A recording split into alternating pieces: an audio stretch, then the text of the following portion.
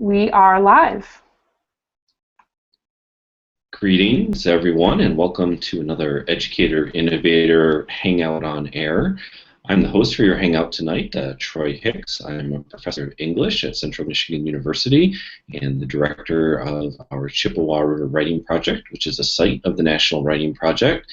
And I had the good fortune to hang out with Dawn Reed and a number of her students going on, wow, this was about 2 years ago now, actually, doing an inquiry project that led to our book, Research Writing Rewired, which is what we will be talking about tonight. It's February 8th, 2016. Dawn and I are excited to be here with a great group of students to talk about their experience during that unit.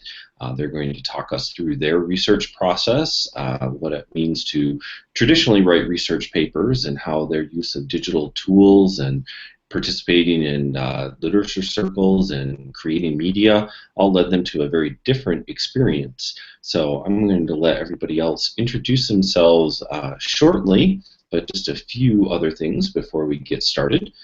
First of all, for those of you watching the Hangout Live, we encourage you to post your thoughts and ideas and questions via the Q&A feature embedded in the video player, or you can tweet them and follow along using the hashtag #ConnectedLearning. And we'll also be live tweeting this conversation at innovate_ed. I'm at Hicks Tro, and Dawn is at Dawn Reed. So you can reach us there, and we'll try to use your questions and comments in the conversation as well. So without further ado, I am going to turn the conversation over quickly to Dawn to introduce herself, and then welcome all of our student participants as well. Thank you, Troy. I'm excited to have this conversation tonight, especially because I have students with me. I am a high school English teacher at Okemos High School and co-director of Cedar Writing Project. And 2 years ago, Troy and I got together and said, you know, the research process kind of sometimes gets a bad reputation with students. And we were excited about the opportunity to think about engaging in exciting ways to invite students into the conversation about research. And so I'm going to give a bit of an overview of the unit that we were involved with, and then I'm going to invite each student to share a little bit about the work that they did, and then we'll have a nice conversation about all of those things. So we started with a focus in on big ideas. So we were looking at inviting students into conversations that would inspire inquiry and natural curiosities so that they could find a research topic that they truly cared about. And so we started with looking at the idea of what is culture. It touches on every facet of literature that we can engage in, and so we were excited about thinking about big ideas related to culture. And so we started looking at a variety of different texts together, from articles to TED Talks to commercials, to sort of analyze and look at the idea of what is culture. That then led us to looking at individual, or I shouldn't say individual, I should say literature circles. So they were in literature circle books. So each of these students read a different book and were in different groups. And then from those books, they were generating questions that they were interested in. Based on that, they had the opportunity then to research and explore and engage in those topics. So a lot of interest was drawn because it came from our big questions to their reading and beyond and their own lives. Following that, we engaged in work with researching and reading a variety of different texts. We used a lot of different technologies as well, and we invited students to constantly be writing and reading and reflecting on the writing process along the way. So it wasn't just about one end product, but they had the opportunity to share their thinking around their questions in their discussion groups and in publishing on Youth Voices. And following that, they did create a traditional research paper, and then they also designed media projects inspired by that work. And every single one of these students continues to impress me with their critical thinking and smart work, and so I'm excited that they're here tonight. So I'm going to invite each student to share a little bit about their thinking along the way. So they might talk about their literature circle, their research process, their media project, some of their writing and thinking. And I believe I'm going to ask Kendra to start to introduce herself and tell us a little bit about her work. So hello, I'm a junior now, but when I was with Mrs. Reed, I was a freshman, so this is like 2 years later.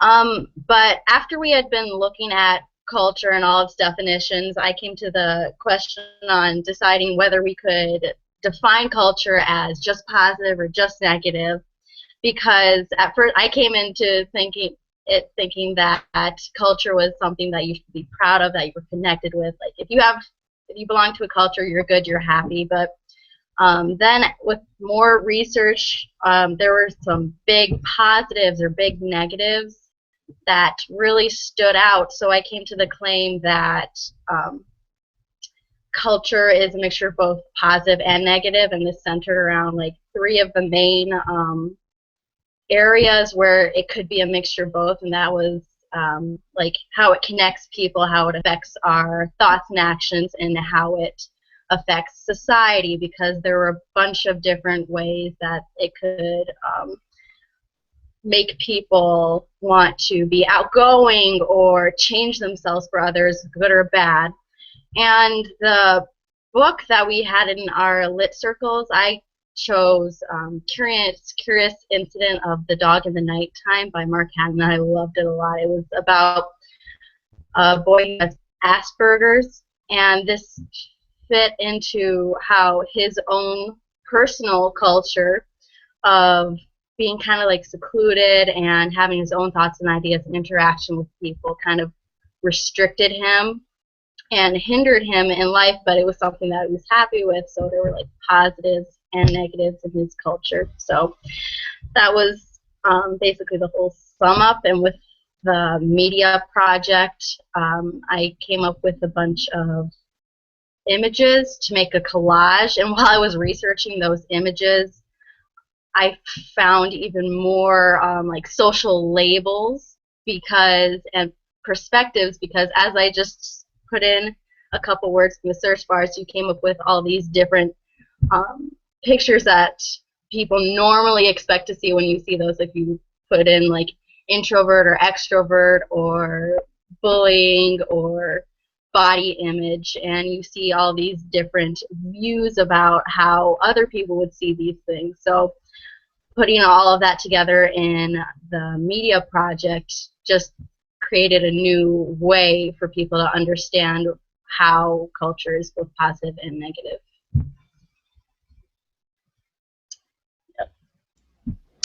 Wonderful. Thank you, Kendra. Megan, would you like to go next? Sure. So I'm Megan. I'm a junior in high school as well.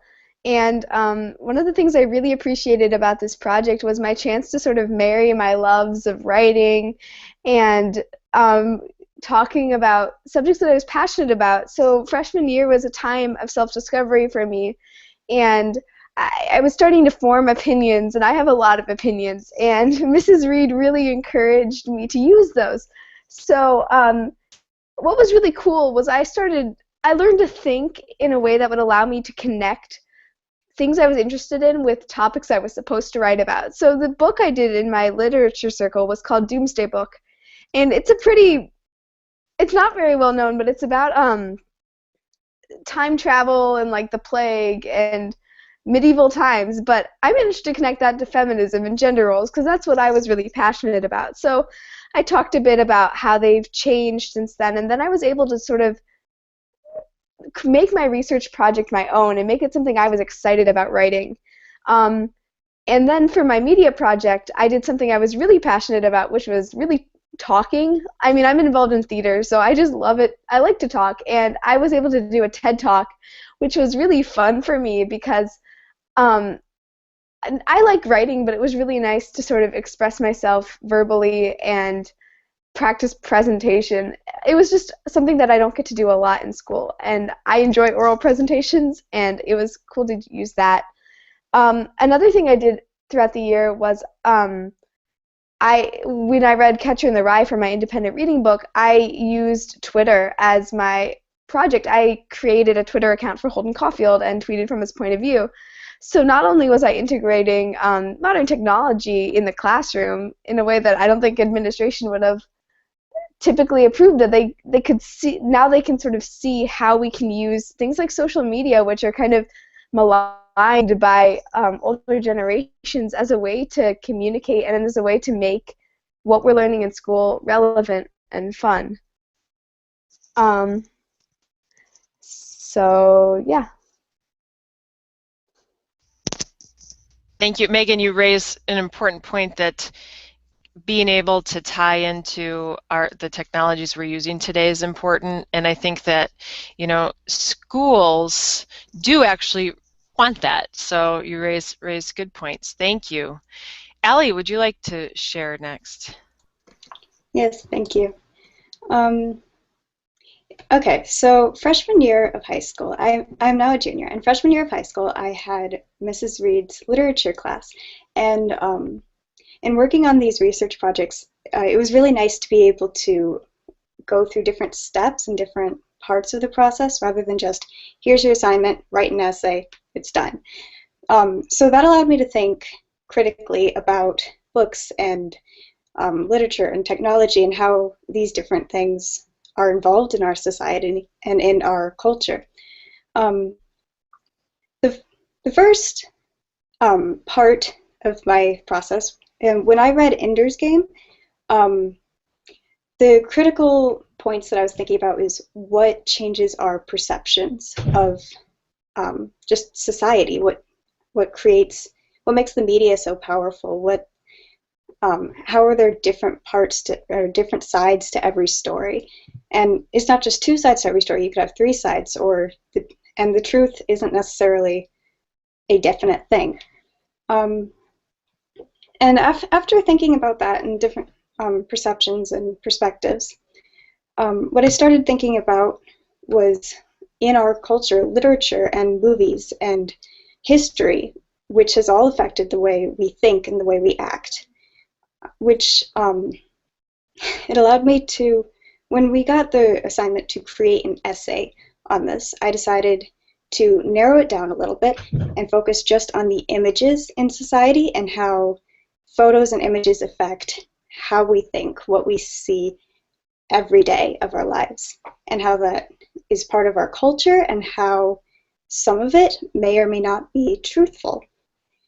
And I think it's really important to think about what is and is not truthful in our society, because images are all around us. We see the media, we see things just on the internet every single day at school. And these different images, sometimes hours of work is put into them, but you just see the finished product. Sometimes they're heavily edited. Sometimes it's for the purpose of conveying a message, be that a good or a bad message. It could be propaganda. And in researching all of these and thinking about all the different photos, it allowed me to create a really, well, I would claim, in-depth essay, which was just a very fun project to think about. It was something I got very passionate about by the end, and oftentimes when writing a big essay, well, big essay, I thought it was large at the time, I just get overwhelmed and I don't enjoy it and it's stressful, but this was definitely by far one of my favorite projects in school and in literature class, so thank you. Thank you. I am so enjoying hearing all of you talk about this. I can't believe it's been 2 years. Every one of you continues to get me excited about learning. Preston, would you like to share next? Sure. Hi, I'm Preston. I'm a junior also. And when studying culture, my area of focus was stereotyping of cultures, and more specifically the subconscious stereotyping, so things that almost all of us do but don't really realize because it's in the back of our mind. And I studied how these subconscious stereotypes affect humans and how we interact. So it was really interesting to think about this topic because as I thought about it and researched, I realized how much of our daily actions or habits come from our subconscious. And one of the most obvious examples of this was breathing. Very simple. We don't really think about it. We don't have to concentrate in order to breathe. It's like second nature. So that was one case in which our subconscious affects our daily actions in a positive way. But unfortunately, it can also affect in negative ways. And one of those ways is the one I researched, which is the stereotyping of cultures and how certain people think about certain cultures in ways that may or may not be true, but affect the interactions between humans, affects it in a negative way. So I'd have to say one of my favorite parts about doing this research was evaluating my topic from many different perspectives, because I was able to write an essay on it. I shared my opinions on youth voices, and also I evaluated and examined the topic in a novel, Many Waters.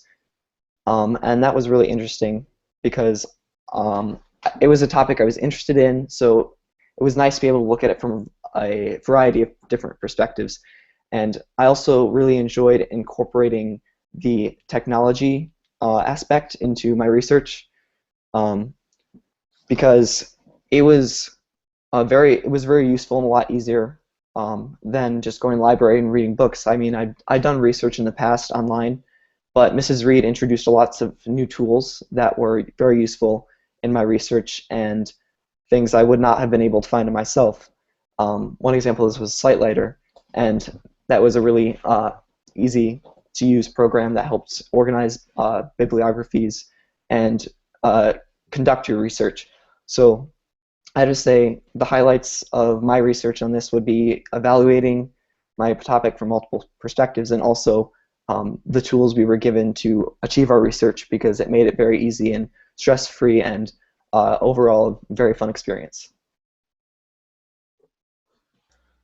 Wonderful, thank you. I appreciate that you brought up the tools, because a lot of people try to navigate working and researching in online spaces, so that's a great point to add on. Thank you. Matthew, would you like to share? Okay, so hello, my name is Matthew, and as you could probably guess by now, I am also a junior. One thing that I just wanted to highlight about this research project that we did was the main focus was really on the research and on kind of coming up with your own questions and being inquisitive about topics that you really wanted to learn about. Like, a lot of research projects that I'd done before that were really goal-oriented, where it was you're focusing on the project and the end product rather than your process of going through the process of researching and the research itself. So like Preston, I also worked on and read the book Many Waters in 9th grade. And I guess to give you a little bit of background knowledge about the book, is it's kind of a modern take on a Noah's Ark kind of story. And what really caught my attention in this novel was the different kinds of constructs in society and how the society was arranged. And being a 9th grader, I was like, I would like to put a label on this kind of society. I would like to kind of see what I can do to compare it to something that we might see in the modern world today. And from that point, I kind of started looking into different types of societies, and eventually I stumbled upon communism, which was kind of a mystery to me at the point because I hadn't really learned that much about it. Of course, I heard all the stereotypes that you kind of hear about communism with the media and some of the influence that we've had from the 20th century, but I was finding a lot of conflicting information online about, oh, communism is supposed to be this utopian society, and then on the other hand, you kind of hear all the stereotyping in the media about some of the quote-unquote communist countries of the 20th century. So what I did was just kind of dig through a bunch of information on communism, and I ended up writing a paper and doing a media project on kind of the dichotomy you get between communism in theory and how it's put into practice and how we see it in society. Like Preston, I really enjoyed using SiteLighter. I thought that made my life so much easier as a researcher, and especially being able to go through the Communist Manifesto itself, which I was able to find online, and kind of pick out some of the points and look through some of the sections that were pretty tough to get through in finer detail, was just extremely helpful to me in being able to kind of sort through that whole pamphlet and all those ideas.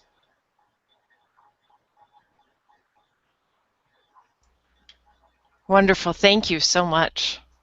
You've all five of you have given us a lot to think about and talk about, and I almost it could last all night. So I'm gonna turn it over to Troy and see what he's thinking.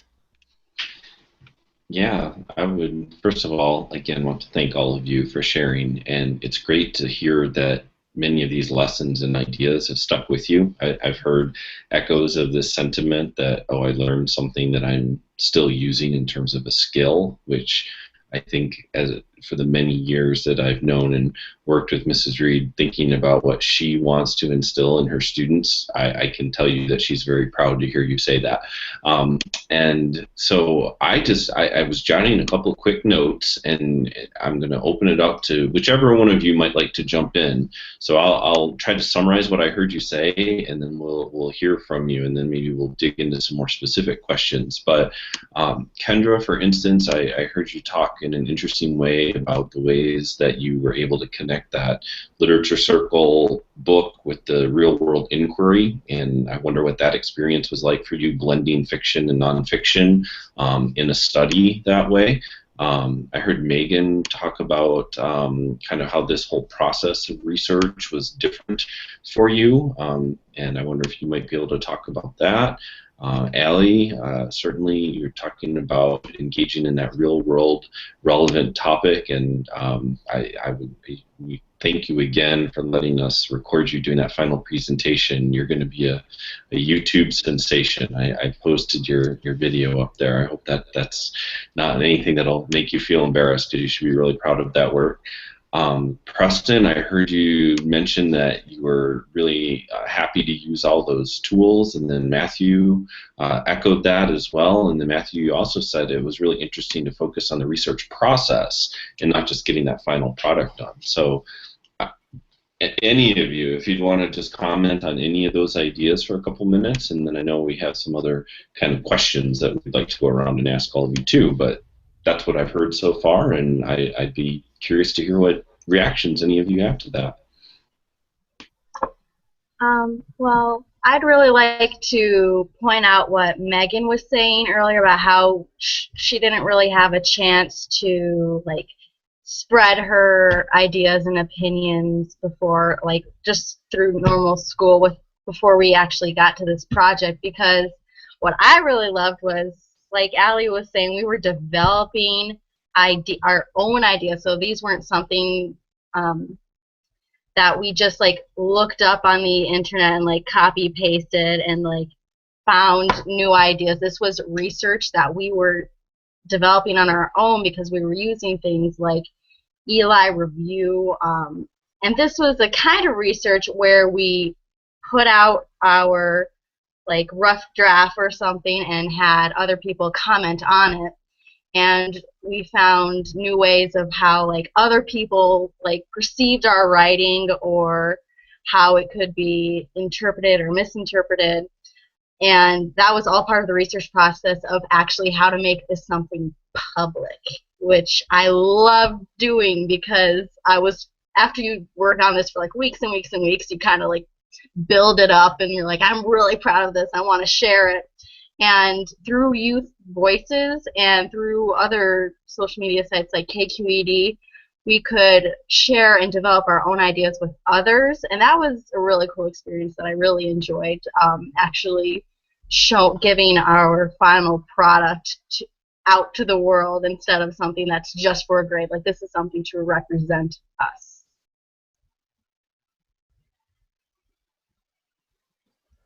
In terms of the tools we were able to use and were introduced to, I really liked SiteLighter and a few others that I was able to really organize my ideas in before working on specifically the essay, because usually when I'm working on something like an essay, I kind of churn out the sentences in my head, but I can't type it as fast as they come to mind, and then eventually I might forget certain specific phrasings I wanted to use, or things like that. So SiteLighter and other resources we were introduced to were a really good way to organize my ideas and start planning before I start writing, so that when I actually get to writing, I can get my ideas down quickly and make sure I have everything that I originally thought of. So that was a really nice way to use technology to make our specifically essays, but also really any project easier. So that was really nice.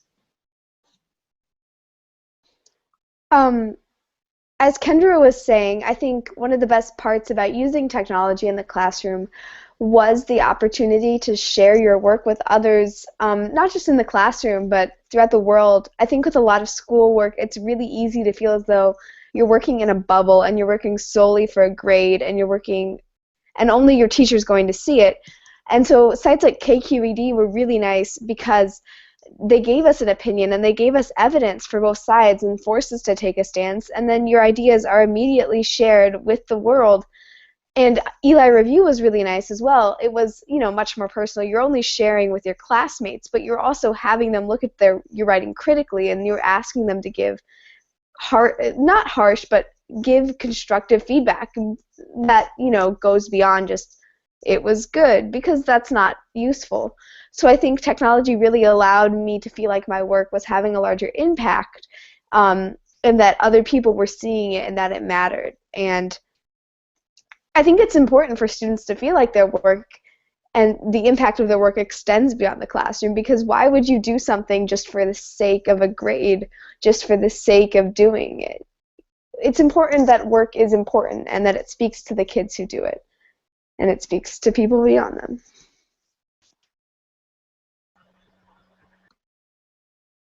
I guess I'd just like to echo and reinforce the sentiment that I've heard from a lot of other students, that the technology we used was a really big part of the research process, and that especially without SiteLighter, I'm not sure my process or my project would have really been possible, because I went from looking at a fictional society and how it was structured to all the way and jumped to differences between communism in theory and communism in practice, which is another thing that I really liked about this process, was that you didn't really have to stick inside the lines. You could really take your idea and take your question, do research, take a question that you got from your research, and then do that as many times as you want. Just keep making new questions and then just run with it wherever you wanted to, really. It was really free to do your own research and write what you wanted to write about, rather than having to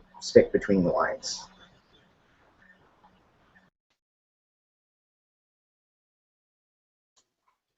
I think it was very nice that in working on this research, it wasn't just a solo effort via technology or, and thankfully, an involved teacher.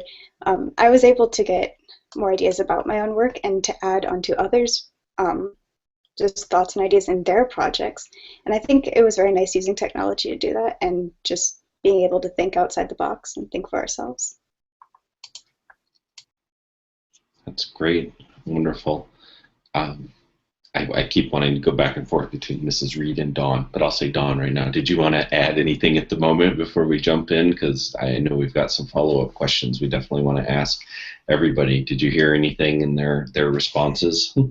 I'm really interested and excited about the ways that all of you are talking about choice and how that was really important to you, how driving from your own lives, that you connected it to your lives, and that was important to you. So I'm pleased to hear that. I also, when you talk about technology, one thing that makes me very excited is that you all can talk about it with purpose. Some students might say, wow, that's a lot of places you were sending students. How do they keep track of it? But in each instance, you all talked about, you knew the purpose behind it, and you saw value in it because you understood how you were using it. And so those were some things that I heard that really resonated with me, and that you were engaged with the process with each other, face to face and through the technology, and with me. And so I've been very pleased to to hear all of those things, and that you're making a lot of those connections. So I'm very excited about hearing all of this. In fact, I have to say I'm so blown away that I'm struggling more with figuring out what my next question is, because I'm just enjoying hearing all of you talk about it. Yeah.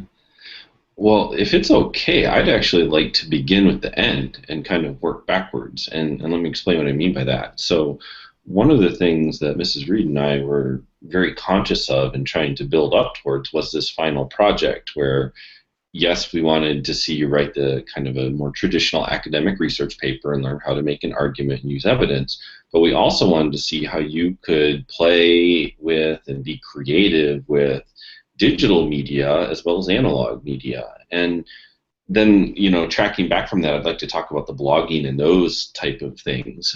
So maybe you could talk just a little bit about each of your final projects, like what was it? How did you get there? And then how was that process similar to or different from other types of research that you've done in the past? Mm-hmm. So thinking about that final project, yeah. I'd like to add on to that. I think that process piece is fantastic, and I would like to hear each of you talk about it. And one thing that sometimes I get into conversations with people about is whether or not it's manageable at a specific, like what are the skills that different grades level of student can handle. And you all were doing a lot of heavy lifting, and the way that you talk about it now I think is really rich, and I'm excited to hear that it's stuck and that it's mattered to you. But as you think about process, I'm also interested in hearing you talk a little bit about even challenges as you go along. Like, what were the challenges? What are the things that you had to encourage yourself to move through, specifically thinking about the fact that you were a freshman and asking these big questions?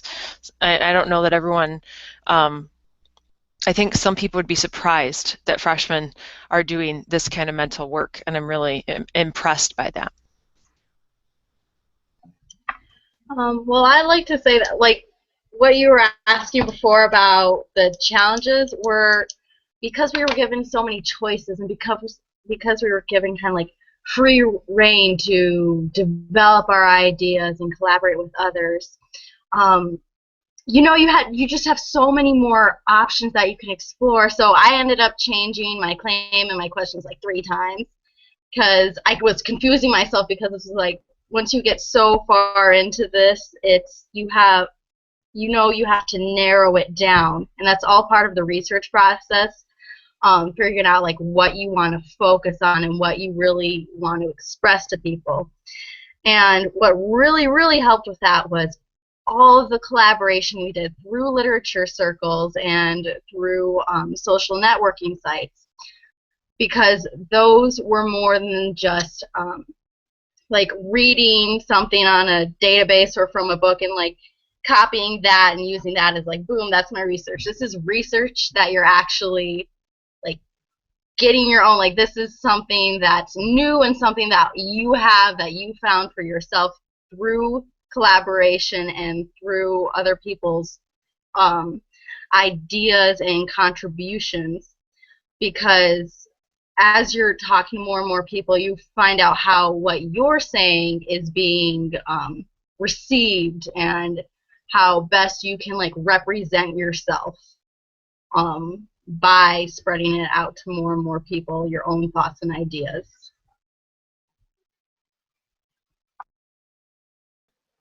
Just to comment on what Kendra said, is one of the things that I really liked about the digital resources is that not only, well, since we got to choose our own topics, we were really able to, and more encouraged to, and we had more of a desire to spread our ideas and get out there through the different resources that we were able to use. And we were able to get our ideas out there, and we wanted to, because we were able to choose our topic and we were really interested in what we were researching. And I think that's probably one of the most important things during research, is enjoying it, because then you are more thorough with it and you want to look deeper, and that leads to better research and a better finished product. I also think one of the things that was really nice about doing this in a classroom atmosphere was that it encouraged collaboration face to face. Like, I was in an hour with several of the people here, and I remember discussing my topic and sort of thinking out loud and debating and talking through my thoughts with them, and they did the same with me. And I think that collaboration really made the research project a lot more valuable because you were able to gain insights that you wouldn't otherwise. And I think that you also get that from doing, by doing research, by reading other people's writing on the matter. But I enjoyed also talking with my classmates and being able to bounce ideas off them and get feedback from them.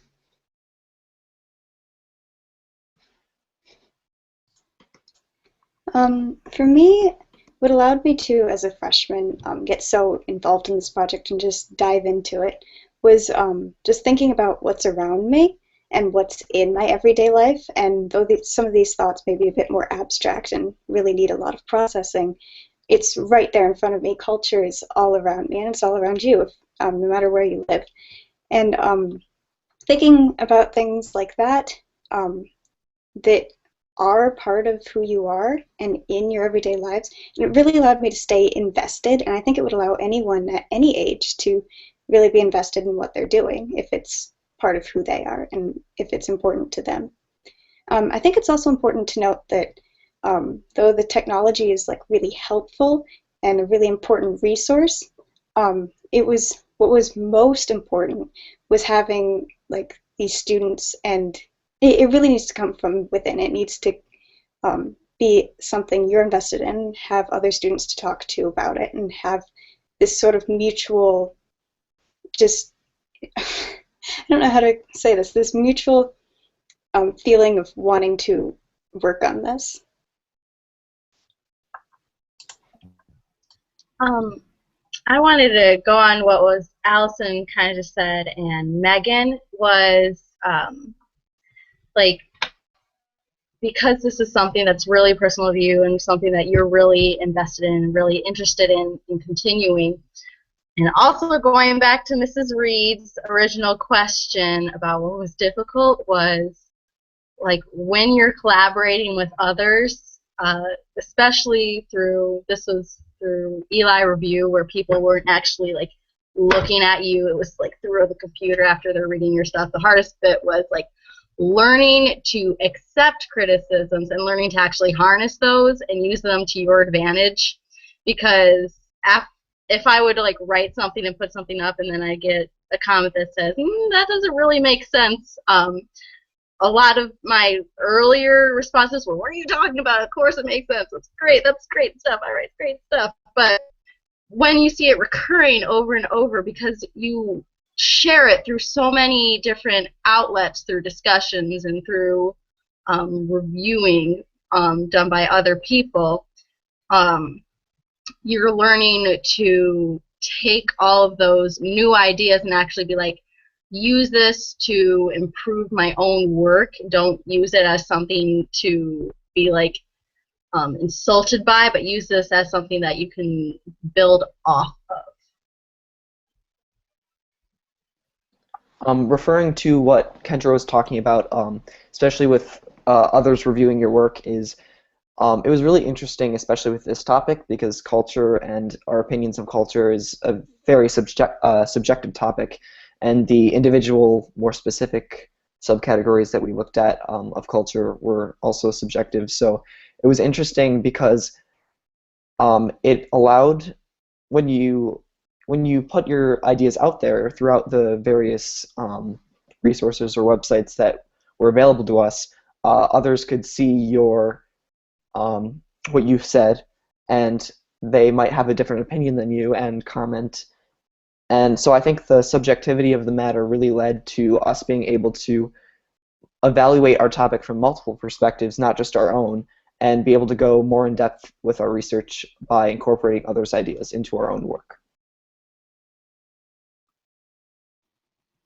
Okay, so I'm going to switch gears just slightly here, and kind of in the same vein, thinking about what it meant for all of you to be so fully invested in the research. I think, unfortunately, and oftentimes, research in school gets a very bad rap. Like, oh, we have to do a research paper, but you all sounded like you really enjoyed it, and I'm really curious to know more about what it felt like for you to become a researcher.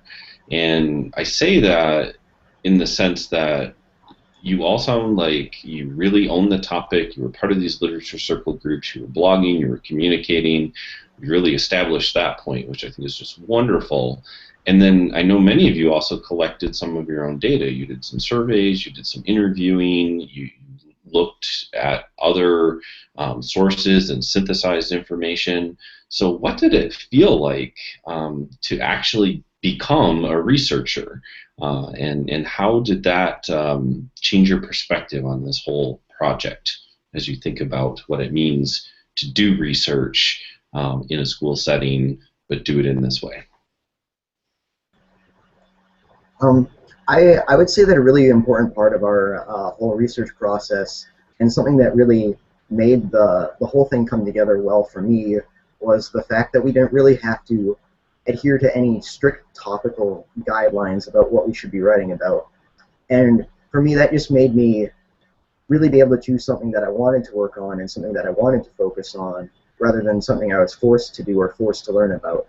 And I guess that whole situation made me feel that it was really my responsibility to kind of own the topic and own the knowledge and become an expert on what I chose to focus on. And I guess for me, that was just really empowering.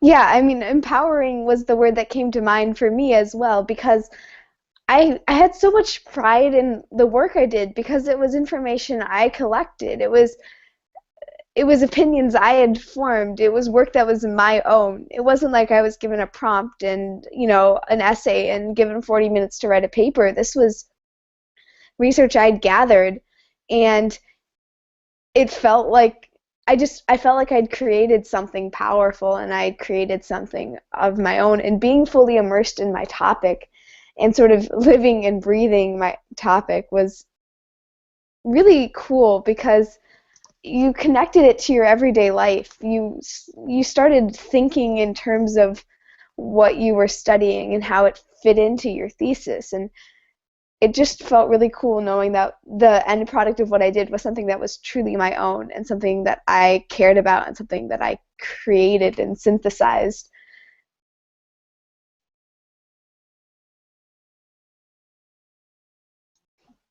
Yeah, part of it was like what you just said. You were creating something that was your own, and that because it's your own ideas and you're developing your own claims, it's something like you are the expert in it. Like, there's no other experts around, and you feel like this is something you can support, and this is something that not a lot of people know about. And if they're wondering about it, you can go over there and be like, I know all about this. I studied this. I have this great repertoire, and it's something that, like you just said, it's something you're really proud of because you put so much work into it, and it's something that just came from you, and it's something that you can defend and support, and it's something that you actually want to put out to the world.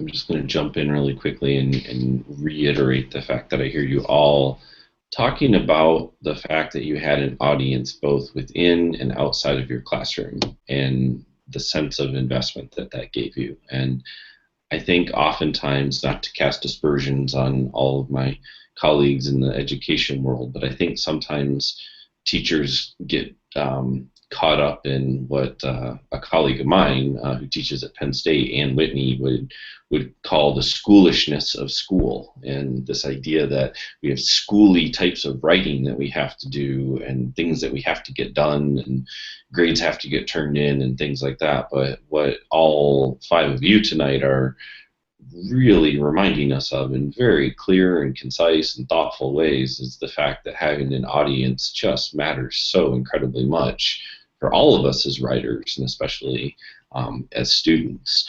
So I'm going to open it up to Mrs. Reed for just a moment more, and then I'm going to give all of you a minute to think about this, because again, not that we would want to cast aspersions on any of our teachers that we've talked to, but if there was one piece of advice you all might have for English teachers, maybe they're not going to buy the book and read it, but if you could give them like 30 seconds of advice, think about what you would like to say to teachers when they're thinking about designing research projects. But Mrs. Reed, what are you thinking at this point? You've been listening carefully for the last 10 minutes or so.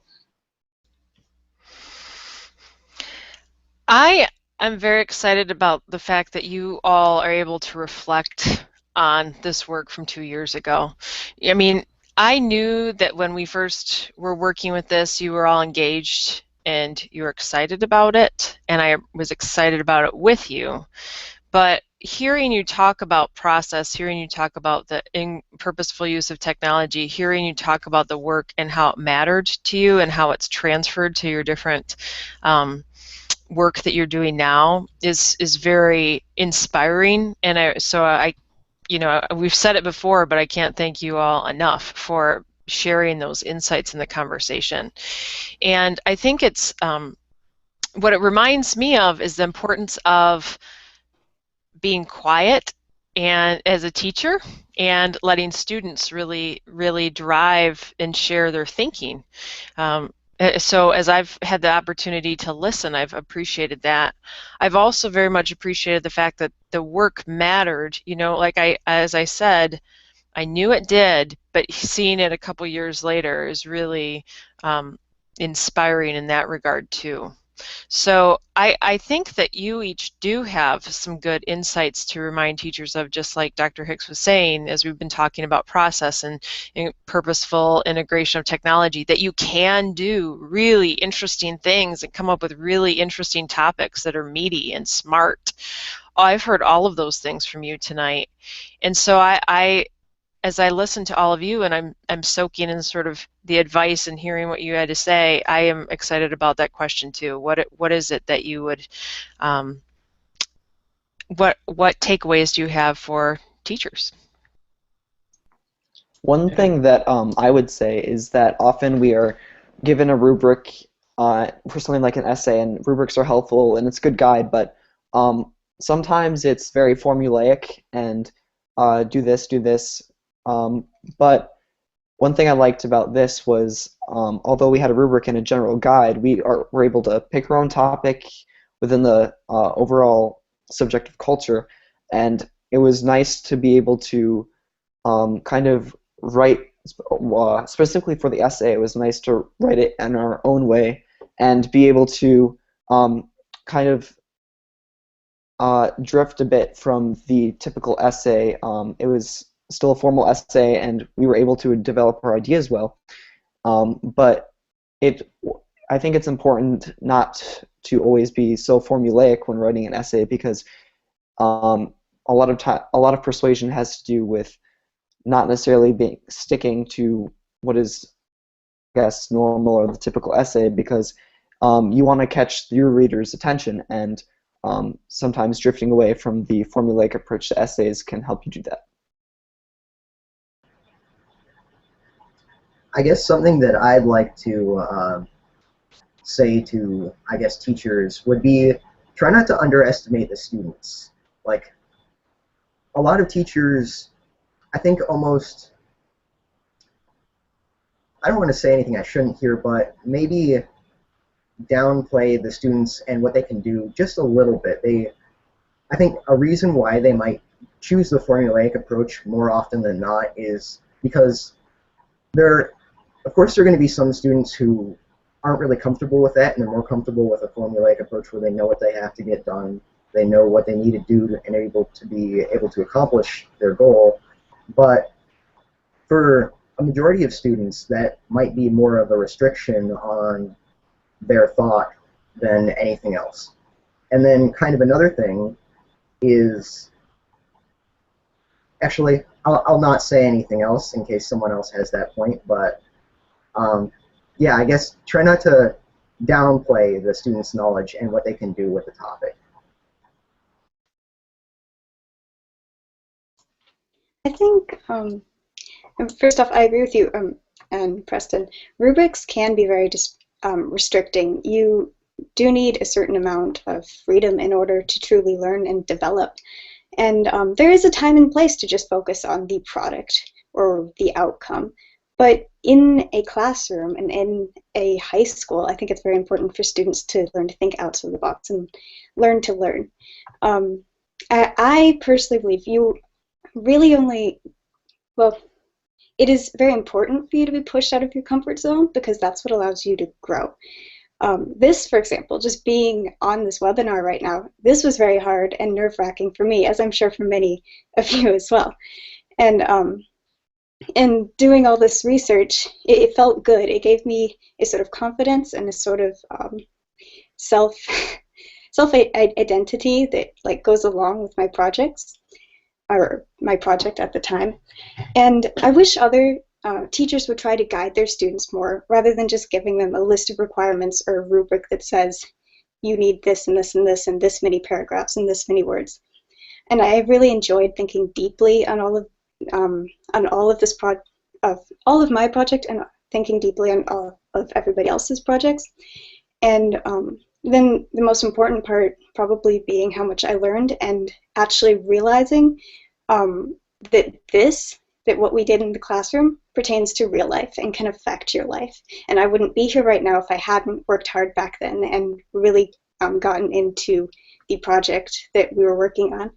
So I think it's important for schools and teachers to challenge their students to do work like we did, not just in research writing, but in many aspects of school in various classes. Challenge your students to think and challenge your students to help each other and use their resources effectively. So what I would like to say is something that I noticed that I just really loved that Mrs. Reed did this is that I don't remember a time, and I had her for 2 years in a row, I don't remember at a time when she ever shut any of my ideas down, because I was never discouraged with coming up with new ideas, because my essay thing about is culture positive or negative, like that is a huge theme, and I needed help narrowing that down, and I never got I don't know, Kendra, that's kind of a bad idea. It was always okay, here's where we go from there, like you have a good setup. And it was great having someone who could actually help me with where to go from there. Like it was all about guiding and never saying something like just don't do that. It was never anything negative. It was something where you learn to grow from that and build off those ideas, even if they're like something you're not really sure about and it's not really sturdy based, because you always feel like you can grow off of that and you're not discouraged at all. So thank you, Mrs. Reed, for doing that. Like that really helped. Really quick, the last thing I would say to teachers is to give students a platform that extends beyond the classroom. Because again, one of the things that I really loved was the opportunity to share my thinking with the world, and I think making students feel like what they say and what they do extends beyond the classroom is a really important way to make them feel like they value and like their work values, and that it ties into real life. Because you know, in the future, a lot of students are going to have to make presentations, a lot of students are going to write papers, and even in school, students are going to learn if they feel like they matter. In school, students are going to learn if they feel like their opinions are being heard and if their work is being shared. And I think giving students that value and that global platform is one of the easiest ways to make them take pride in their work.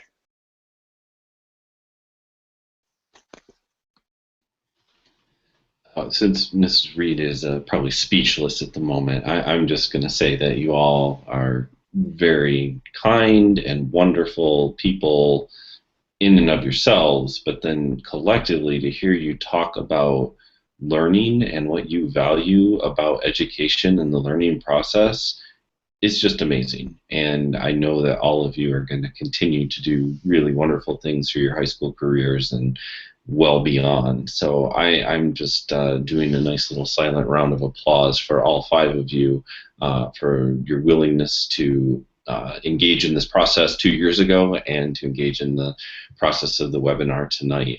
So thank you very much. Dawn, do you have anything that you would like to say as we're kind of coming to the close of the hour here? I appreciate what you just said, Troy, and I just want to echo that thank you. Yeah, I think that I probably was the one that was most speechless tonight to hear you talk about the work that you've done, because the work that you've done is, in the work that you talked about, is truly what I want and hope my contribution to your literacy experiences and literacy lives truly that it would be that way, that you would describe it in this way. So I just can't thank you enough. This is such an honor for me to hear you talk about it. And I know that, you know, when Troy and I were working on this book, we were excited about sharing these ideas and excited about Research Writing Rewired coming out there, and you've all helped me really rethink the very importance of that work that we've done, and because you've talked about it and talked about your lived experiences in ways that really mattered. So I'm just honored, and I thank you all for sharing your experiences. All right, so a few kind of wrap-up notes here. If you haven't been following along live, I guess we had a little bit of a technical problem, so completely understandable. If you're watching this later, know that the tweets are going to be available. You can look at the Connected Learning hashtag as one way. You can also follow at @innovate_ed to find out more from Educator Innovator. You can sign up for the monthly newsletter at educatorinnovator.org, and that will help you keep up to date on future webcast opportunities.